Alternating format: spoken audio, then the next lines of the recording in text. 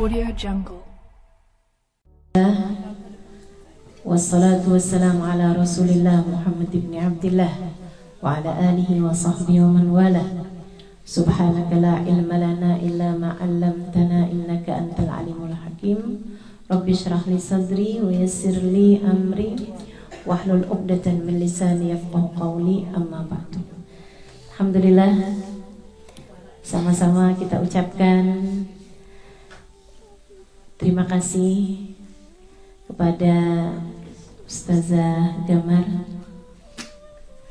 dan juga kepada Sahibatul Bait Anissa, serta tentu saja yang sama-sama kita muliakan para orang-orang tua kita, para hubabah, para syaraif, para ustazah dan kakak-kakak, adik-adik, teman-teman yang mudah-mudahan semuanya dirahmati dan dicintai Allah, disayangi dan disyafaati baginda kita Nabi besar Muhammad sallallahu alaihi wa ala alihi wasallam, insyaallah. Amin ya rabbal alamin. Alhamdulillah, ini kali pertama saya datang ke Sydney, tapi bukan kali pertama ke Australia. Pernah 2 kali ke Melbourne dan juga ke Perth. Ini yang pertama kali ke Sydney. Mudah-mudahan bukan pertama dan terakhir. Mudah-mudahan ditakdirkan, insya Allah ada masa kita dapat berjumpa kembali di masa depan. Amin ya rabbal alamin. Teman-teman saudaraku sekalian, kalau saya diminta untuk menyampaikan apa tadi? Nasihat. Saya mau menasehati dengan 3 hal aja. Kita kalau habis lebaran gini nih, halal bihalal, istilah anak sekolah itu masuk tahun ajaran baru. Karenanya jadinya perlu dinasehatin sama kepala sekolah. Kita sebagai muslimah menuju kepada perjalanan akhir kita. Perjalanan akhir kita yaitu kematian. Kita semuanya nih lagi menuju kematian. Nah, itu ada 3 hal yang perlu dan saya harap bisa dijagain sama teman-teman semuanya dimanapun saja berada, termasuk di Australia ini ya. Yang pertama, bagusin niat hidup. Bukan mau sekedar hidup buat makan, buat minum, buat kawin, buat besarin anak, terus abis itu mati gitu. Enggak gitu. Kemarin saya waktu jalan-jalan sama Kak Wida juga sama Pipit dan kawan-kawan, ada gitu Kak Wida bilang tentang orang-orang yang di sini, tinggal di sini. Dia bilang, nih Ustazah, kerjaannya orang sini nih, makan-makan, kerja-kerja, minum-minum, mabok, udah gitu. Kayak nggak terlalu banyak visi misi kehidupan gitu ya. Mereka bekerja untuk bisa makan enak, untuk bisa punya tempat tinggal layak gitu. Kemudian habis itu kalau ada waktu senggang mereka pakai buat menghibur diri dengan cara minum-minum begitu kan, party-party. Habis itu datang masa tua meninggal. Kayak gitu aja gitu. Kalau dilihatin gak jauh beda antara manusia sama hewan sama binatang. Tapi kita sebagai umat Islam punya visi misi yang jelas. Kita hidup buat Allah. Kita hidup buat nyari ridha Allah. Kita hidup buat nyari Allah ridha, Allah senang sama kita sampai kita disenangkan oleh Allah Subhanahu wa taala dari dunia sampai akhirat. Itu yang kita minta, itu yang kita mau, itu yang kita harap. Karena kalau kesenangan dunia ini segitu-gitu aja. Saya udah ketemu banyak orang kaya, orang cantik, pejabat, orang yang pintar, orang yang segala macamnya orang. Kalau bicara dunia, kesenangan dunia tuh cuman segitu-gitunya aja. Makan, tidur, gitu kan? Sama apa lagi? Kawin mungkin. Gitu ya. Cuma segitu-gitu aja gitu. Tapi kesenangan akhirat itu memang benar-benar kesenangan yang dari Allah. Senengnya baca salam kepada Nabi. Nah, itu rasa yang mereka nggak punya gitu. Senengnya sujud. Saya ingat beberapa tahun lalu saat umi saya masih hidup, umi saya sakit yang membuat beliau nggak bisa sholat dengan sempurna. Maksudnya ruku sujudnya, beliau sholatnya duduk gitu untuk waktu yang cukup lama. Sampai satu hari, alhamdulillah Allah kasih sembuh, beliau bisa sujud. Saat kali beliau bisa sujud, sholat sambil sujud, itu beliau sujud dengan nangis. Habis selesai sujud tuh beliau bilang, makasih ya Allah, bisa sujud lagi.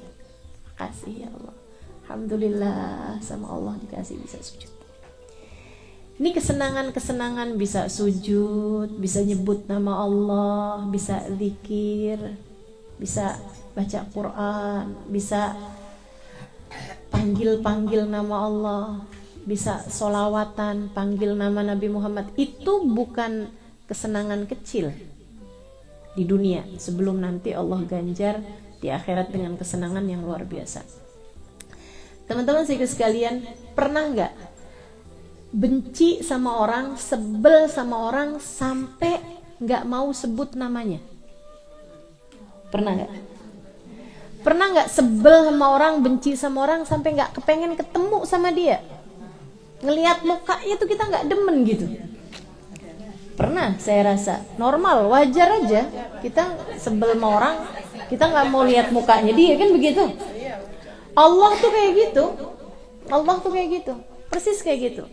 Allah kalau benci sama seseorang, kalau sebel sama seseorang, kalau marah sama seseorang, Allah nggak biarkan orang tersebut menyebut nama Allah. Allah kalau nggak suka sama seseorang, nggak biarkan orang tersebut menghadapkan dirinya kepada Allah. Jadi kalau kita masih sama Allah dikasih sholat, dikasih zikir, dikasih sebut-sebut nama Allah, dikasih baca maulid, baca sholawat kepada kekasihnya Nabi besar Muhammad SAW, artinya Allah cinta sama kita, artinya Allah masih mau sama kita. Karena yang saya berulang kali sampaikan kepada semua jamaah majelis ya, dimanapun saja berada, ketika kamu sholat bukan hanya karena kamu mau sholat, akan tetapi karena kamu bernilai di sisi Allah, sehingga Allah mengizinkanmu untuk menghadapkan diri padanya. Di saat seseorang sama Allah nggak dikasih sholat, di saat orang lagi nggak sholat, bukan hanya karena dia nggak mau sholat, akan tapi karena dia tak lagi bernilai di mata Allah, sehingga Allah tidak mengizinkan dia untuk menghadap kepadanya. Jadi alhamdulillah kita dikasih iman, dikasih Islam, tinggal di negeri yang mayoritasnya non muslim, tapi sama Allah diizinkan untuk ingat Allah, untuk nyebut nama Allah. Teman-teman saudara sekalian, yang menciptakan semua orang di atas muka bumi ini Allah loh. Allah kan yang nyiptain orang negara mana semua Allah. Yang menciptakan suku mana semua Allah. Yang menciptakan manusia dari zaman Nabi Adam sampai zaman terakhir, Allah SWT yang nyiptain semua. Tapi Allah gak kasih mereka kenal siapa Tuhannya. Tapi Allah gak kasih mereka izin untuk menyebut-nyebut namanya. Dan kamu, saya, kita semua adalah sedikit dari hamba-hamba Allah yang diizinkan Allah untuk menyebut namanya. Alhamdulillah. Alhamdulillah. Ada dulu seorang ahli maksiat Islam, tapi dia ahli maksiat, sukaannya party-party, sukaannya pesta-pesta. Zaman dulu ini ya, diceritakan sama guru saya Habib Umar bin Hafid kisah ini, dan juga pernah saya baca di kitab, salah satu kitab. Ada seorang di masa lalu di Islam, tapi dia enggak ingat sama Allah dan enggak ibadah, ahli maksiat.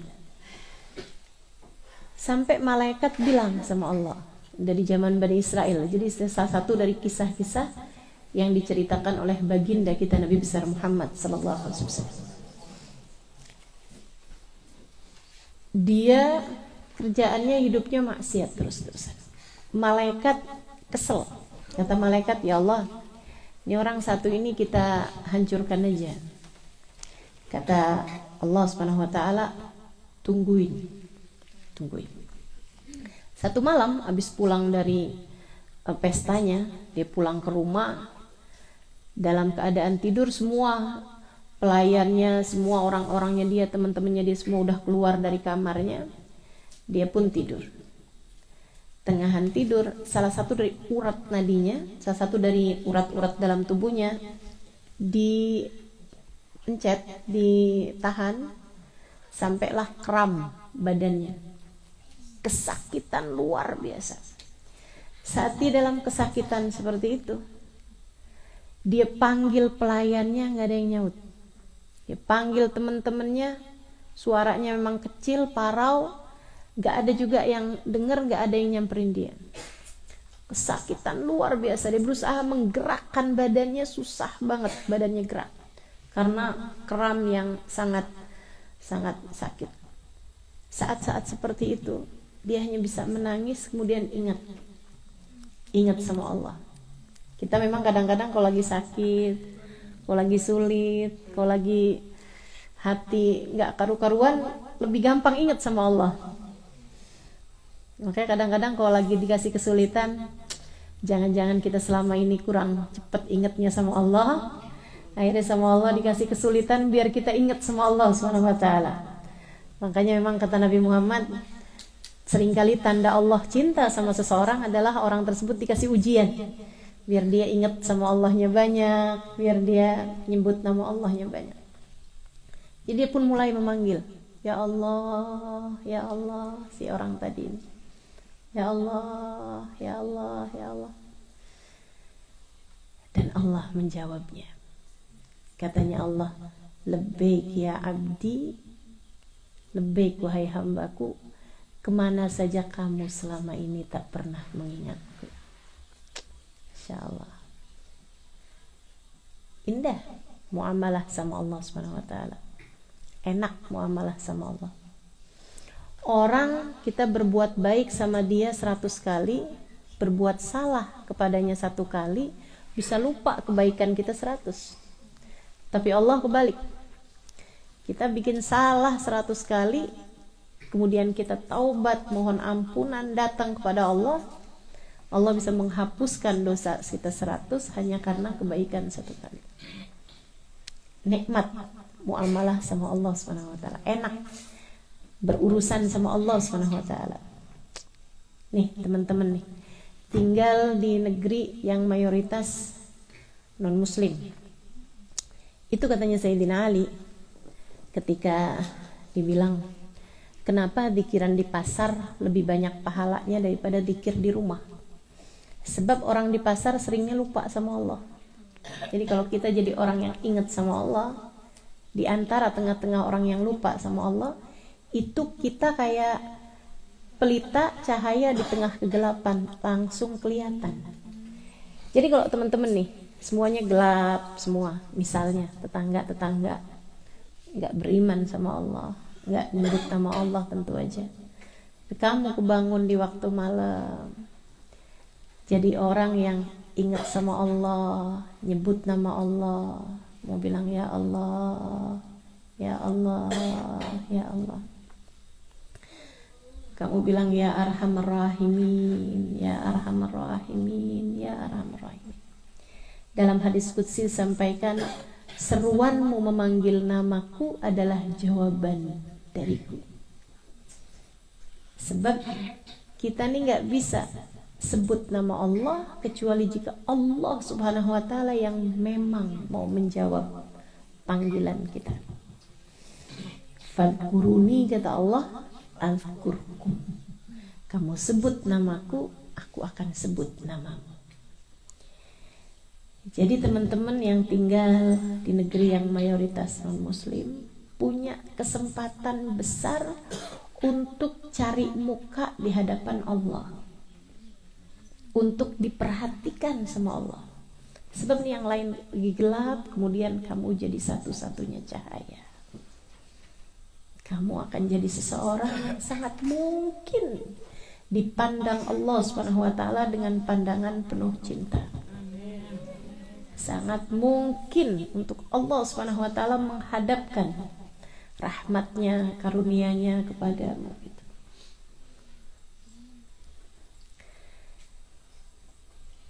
Benerin niat. Hiduplah untuk Allah. Hiduplah untuk Allah. Dalam segala hal kita kerjakan semuanya lillahi ta'ala. Kita berbuat baik sama orang-orang, sama non-muslim sekalipun, kita tetap baik sama mereka. Sambil doakan, ya Allah berikanlah hidayah kepada hamba-hambamu ini ya Allah. Hidup untuk Allah Subhanahu wa Ta'ala, Jalla Jalaluhu wa Ta'ala. Saya setahun yang lalu di Jepang, pergi ke Jepang. Di Jepang ada yang masuk Islam, ada yang minta ditalkin. Sebenarnya dia asalnya nggak minta ditalkin, tapi minta tanya-tanya urusan agama Islam.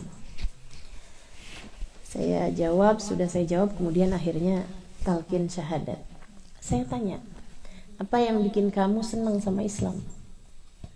Dia bilang, orang Islam itu tulus, mau berbuat baik sama siapapun tanpa mengharapkan balasan apa-apa. Dia bilang sampai saya heran gitu. Saya tanya sama dia, sama orang Islam teman-temannya dia ini.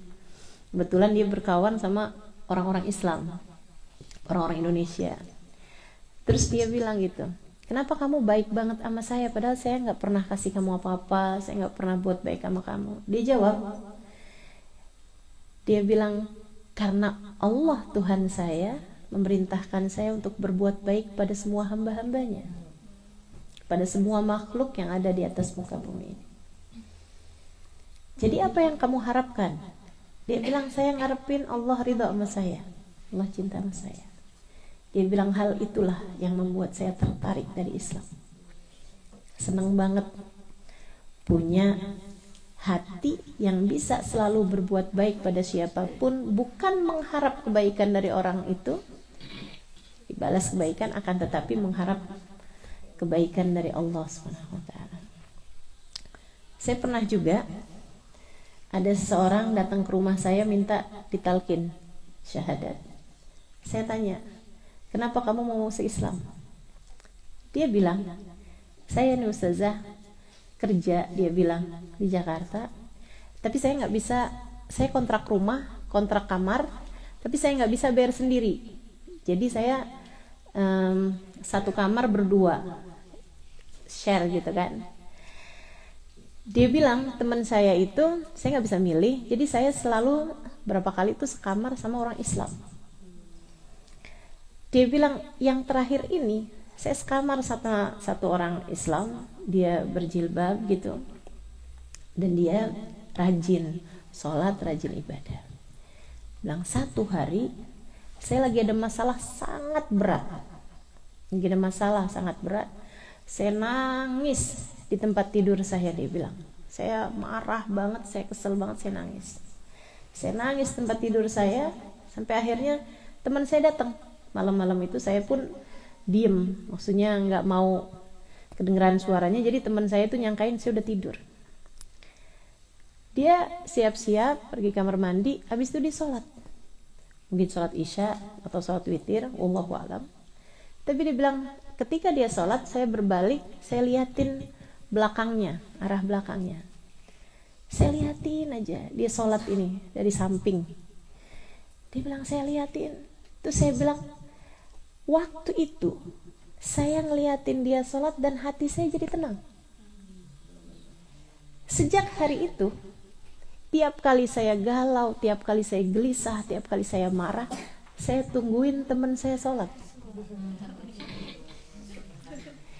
Tiap kali saya liatin teman saya sholat, saya tenang, saya enak, saya senang.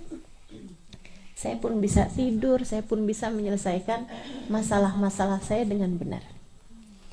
Dia bilang itu terjadi berminggu-minggu lamanya, berbulan bahkan lamanya. Dia bilang sampai saya mikir, ya Tuhan, kalau baru lihat aja seneng, apalagi ngerjainnya.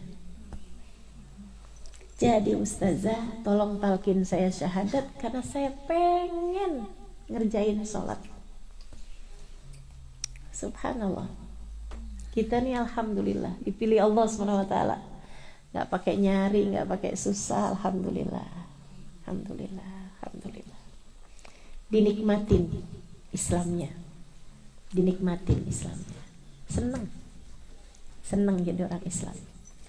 Teman saya Ustadzah Najibah dari Liverpool, dia cerita Liverpool Inggris, bukan karena di sini juga ada Liverpool. Iya. Sebelum dikirain Liverpool sini, saya bilang dulu Liverpool Inggris. Dia bilang, saya pernah satu hari ada di jalanan yang sangat sibuk di negeri saya. Dia bilang, saya liatin aja orang-orang. Saya liatin aja.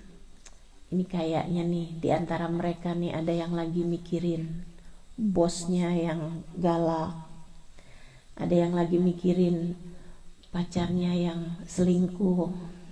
Ada yang lagi mikirin gajiannya yang gak cukup. Ada yang lagi mikirin pengen liburan kemana tapi uangnya belum cukup gitu. Ada yang lagi mikirin baju, ada yang lagi mikirin tas, ada yang lagi mikirin sepatu. Terus saya lihat diri saya, dan saya lagi mikirin yang menciptakan itu semuanya. Saya ada di jalanan sini, dan saya sedang ingat sama yang menciptakan seluruh dunia dan isinya. Saya lagi ingat sama Allah. Dia bilang, saat itu saya membusungkan dada saya sembari saya berkata, terima kasih ya Allah telah kau pilih saya di antara sekian banyak hamba-hambamu untuk dapat mengenalmu ya Allah, untuk beriman padamu, untuk mencintaimu, untuk menyebut-nyebut namamu, untuk sujud hanya kepadamu, untuk sibuk hati ini dengan mengingatmu. Terima kasih ya Allah, terima kasih ya Allah. Alhamdulillah, hidup buat Allah. Enak teman-teman, enak, senang hidup buat Allah. Sebab kalau saya liatin orang yang hidupnya buat dunia, banyak yang kecewa. Karena ternyata setelah dapat dunianya nggak sebegitu senangnya. Banyak yang kecewa. Orang yang hidupnya buat suaminya, banyak yang kecewa. Orang yang hidupnya buat anaknya, banyak yang kecewa. Apalagi orang yang hidup mau nyari kesenangan dirinya sendiri. Waduh, udah tuh, kecewa hidupnya. Pengennya sehat, ternyata Allah kasih sakit. Pengennya dicintai sama orang, ternyata malah dibenci sama orang. Kan begitu? Dunia, seapa-apanya dunia begitu isinya. Tapi kalau kita hidup buat Allah, adalah di dunia senang, di akhirat apalagi. Di dunia senang, di akhirat apalagi. Apalagi kalau kita deketin Allah terus-terusan dengan amal soleh kita, nanti lama-lama Allah cinta. Dalam hadis, ini hadis favorit saya nih. Hadis favorit saya. Ditulis sama Imam Ghazali di awal kitab Bidayatul Hidayah. Hadisnya cukup panjang, bunyinya begini. Ma taqarraba ilayyal mutaqarribun illa bimithli ada'i maftaradtu alaihim. Orang bisa dekat denganku, kata Allah, caranya adalah dengan melaksanakan perintahku, menjauhi laranganku. Aku kalau lihat ada orang, apa yang aku perintahkan dilaksanakan, apa yang aku larang dijauhi, dia akan dekat denganku. Wa ma zala al-'abd yataqarrab ilayya bin nawafil hatta uhibbah. Namanya hadis qudsi ini ya. Hadis tapi menyampaikan firman Allah Subhanahu wa taala.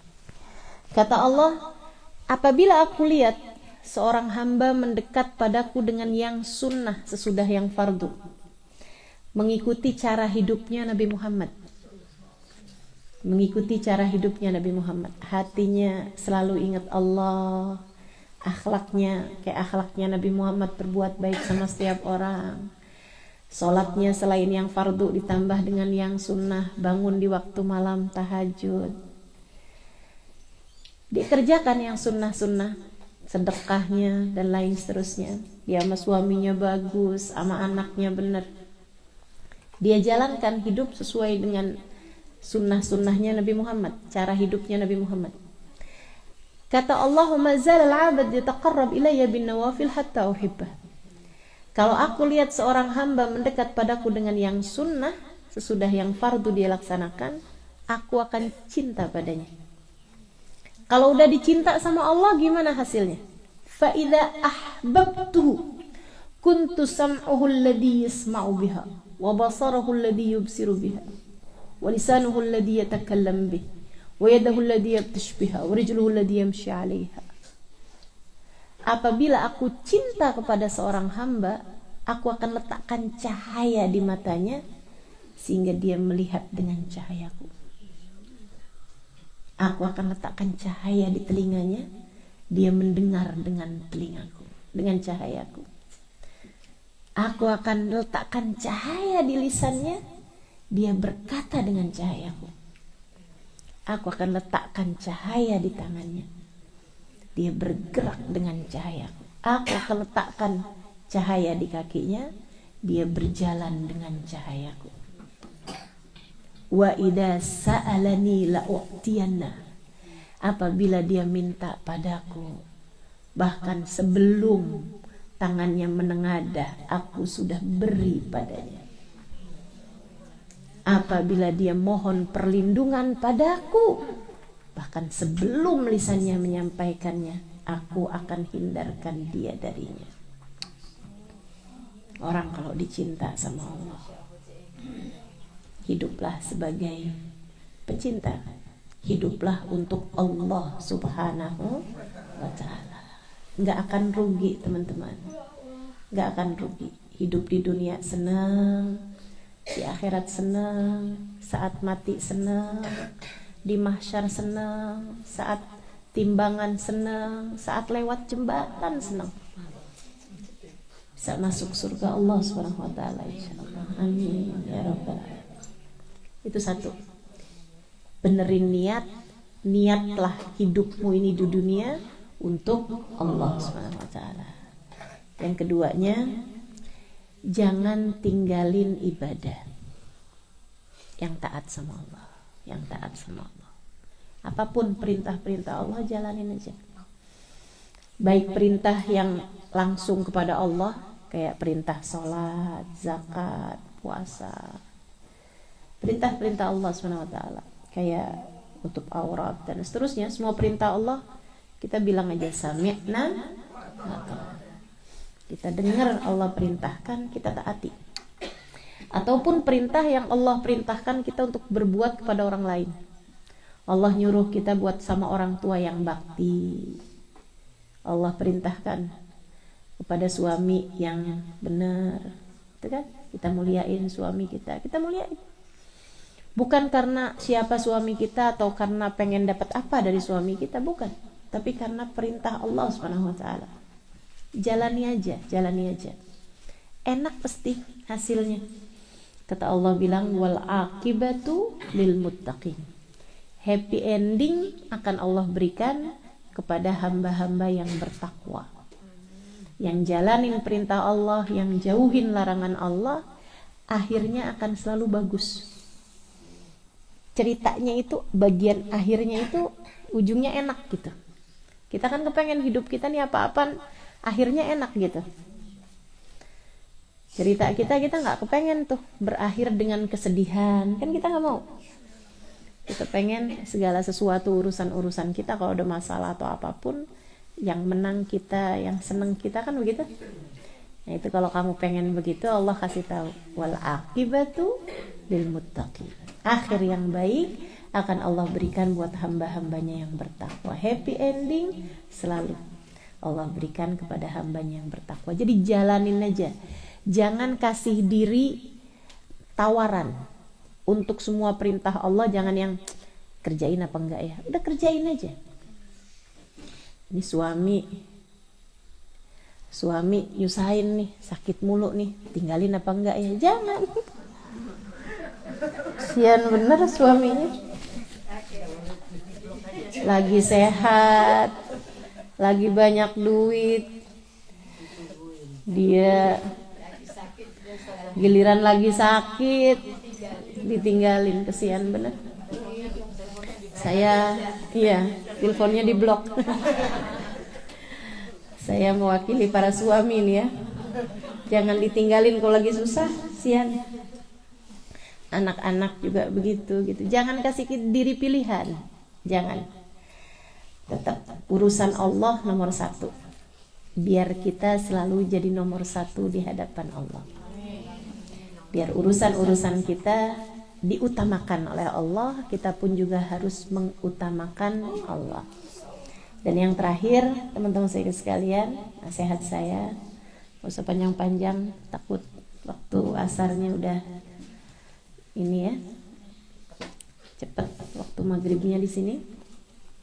Yang terakhir saya minta kepada teman-teman sebagai nasihat terakhir nih, hatimu itu jagain. Jangan punya rasa-rasa yang gak bagus sama orang. Jangan benci-benci sama orang.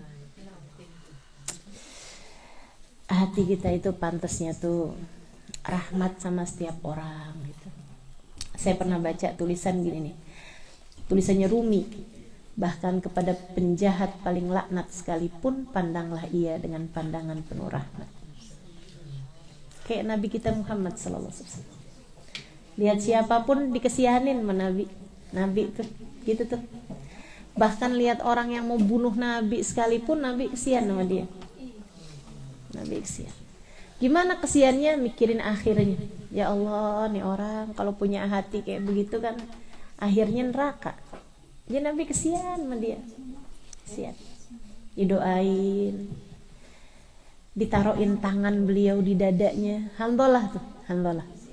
Alhamdulillah. Lihat Nabi lagi sendirian di depan Ka'bah, punya rencana mau bunuh Nabi Muhammad, mau cekik Nabi Muhammad dari belakang.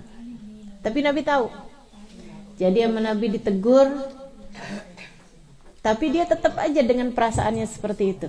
Akhirnya Nabi berdiri, kemudian Nabi liatin dia. Ya Alhamdulillah. Lebih ya Rasulullah. Mada haddatsa bihi nafsak? Kamu lagi ngomong apa dalam hatimu? Rencana kamu tuh apa? Inilah astaghfirullah, saya dari tadi lagi istighfar, lagi mohon ampun sama Allah. Pura-pura tawaf. Nabi pandangin dia. Nabi tahu hatinya kepengen ngebunuh Nabi Muhammad. Nabi letakkan tangannya di dada orang tersebut. Kita kan kalau lihat orang benci sama kita di dunia, biarin aja, tar di akhirat. Jangan suka gitu kan? Jangan suka gitu. Tapi Nabi nggak gitu. Sama orang yang bahkan hendak membunuh beliau nggak mikir, ya udah dibiarin aja dah, di dunia mah nggak ngaruh juga, tar aja deh di akhirat dia dibakar, dia tahu siapa saya. Kayak gitu Nabi, kayak gitu. Nabi letakkan tangannya di dada orang tersebut. Alhamdulillah, diletakkan tangan, didoa-doain sama Nabi, dipandang dengan penuh cinta, penuh sayang. Alhamdulillah cerita, wallahi thumma wallah ma rafa'a ar-rasul sallallahu alaihi wasallam yadahu min sadri illa wa huwa ahabbul mahbubin 'indi fid dunya. Sungguh demi Allah, tidaklah Nabi mengangkat tangannya dari dadaku, melainkan setelah Allah menjadikan Nabi Muhammad manusia yang paling aku cintai di atas muka bumi ini. Itu Nabi Muhammad. Hatinya nggak punya rasa benci terhadap siapapun. Rahmat terus sama orang. Rahmat terus. Kasihan aja sama orang. Itu kalau kamu punya itu, punya hati yang penuh cinta, penuh sayang, nggak pernah benci sama siapapun, kamu layak untuk jadi juara di akhirat nanti. Sebab Allah bilang yauma la yanfa'mal wala banun illa man atallaha biqalbin salim. Di akhirat nanti nggak selamat orang bawa harta, nggak selamat orang bawa anak. Yang selamat orang yang datang pada Allah dengan membawa hati yang benar, hati yang selamat. Yang selamat hatinya sama mertua, sama ipar, sama saudara, apalagi sama suami, apalagi sama anak gitu. Sama anak kok kayak sama musuh, ngomel mulu. Ada tuh yang begitu di Jakarta. Sama suami kayak di adegan film horor. Sampai suaminya nggak mau nonton film horor sebab sehoror-horornya hantu, istrinya tetap lebih horor. Di Jakarta. Di sini nggak ada bedanya sih. Di sini lebih soalnya di sini orang kerja semua jadi capek jadi. Iya. Yuk benerin hati, bagusin hati. Ingat, gak ada sesuatu terjadi kecuali dengan izin Allah. Ingat bahwa nilai kita di sisi Allah tergantung dari bagaimana hati kita. Allah tidak memandang zahirmu, yang Allah pandang adalah hati. Makanya bagusin, kita punya hati, bagusin, benerin. Tiap kali ada kebencian, usir jauh-jauh. Gak pantas ada di hati kita, gak pantas. Kita umat Nabi Muhammad, kita hamba Allah. Ada perlu apa naruhin kebencian dalam hati kita kepada yang gak pantas buat dibenci. Kalau ada yang mau kamu benci, cukup satu aja, namanya syaitan. Kalau ada yang kamu mau benci, cukup satu aja, namanya. Jadi kalau mau benci sama orang, inget-inget dia setan apa bukan? Bukan. Kalau gitu jangan dibenci, udah gitu aja. Insya Allah. 3 hal itu mudah-mudahan bisa diamalkan, kamu akan selamat insya Allah. Bagusin niat, hiduplah buat Allah, nyari ridha Allah. Segala-gala diniatin nyari ridha Allah. Yang keduanya tadi, jangan tinggalin taat, sami'na. Dan yang terakhir, bagusin hati. Insyaallah, jangan taruh kebencian kepada siapapun. Semoga dapat diamalkan, semoga diberi kemudahan untuk dapat mengamalkannya. La hadhihi niyyah wa bi kulli niyatin salihah jami'ah syamilah la hadratin Nabi Muhammad sallallahu alaihi wasallam. Al-Fatihah. Bismillahirrahmanirrahim. Ar-Rahmanir-Rahim, Maliki Yawmiddin. Iyyaka na'budu wa iyyaka nasta'in. Ihdinas siratal mustaqim. Siratal ladzina an'amta 'alaihim ghairil maghdubi 'alaihim waladdallin. Allahumma bihaqqil Fatihah, birmatil Fatihah, barakatil Fatihah, taftah lana abwabal khair, tu'awwilana mu'amalat ahlal khair, takfina min jami'il fitan wal mihan bu'us wa dhair, innaka wali kulli khair, mutafaddil bi kulli khair, birahmatika ya arhamar rahimin. Allahumma inna nas'aluka ziyadatan fid din, barakatan fil umur, wa sihhatan fil jasad, sa'atan fil rizqi, wa taubatan qabla al-maut, wa syahadatan indal maut, wa maghfiratan ba'dal maut, wa afwan indal hisab, wa amanan minal adab, wa nasiban minal jannah, wa rizqna an-nadhar ila wajhikal karim.